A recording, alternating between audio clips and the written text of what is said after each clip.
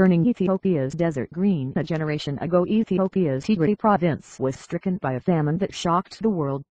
Today, as Chris Haslam reports, local people are using ancient techniques to turn part of the desert green.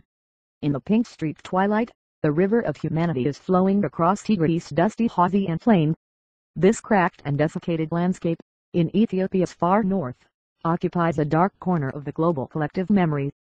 30 years ago, not far from here, the BBC's Michael Buerk first alerted us to a biblical famine he described as the closest thing to hell on earth.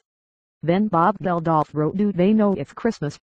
A curious question to ask of perhaps the world's most devoutly Christian people, and thereafter the name Tigray became synonymous with refugees, Western aid and misery. The Tigrayan people were depicted as exemplars of passive suffering, dependent on the goodwill of the rest of the planet just to get through the day without dying. But here, outside the village of Abraha, I'm seeing a different version. From all directions, streams of people are trickling into that human river.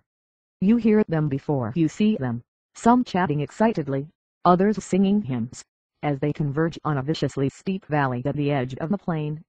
They were summoned before dawn by horns, an Old Testament echo calling every able-bodied man and woman over 18 years of age to report for the first of 20 days of compulsory community labor.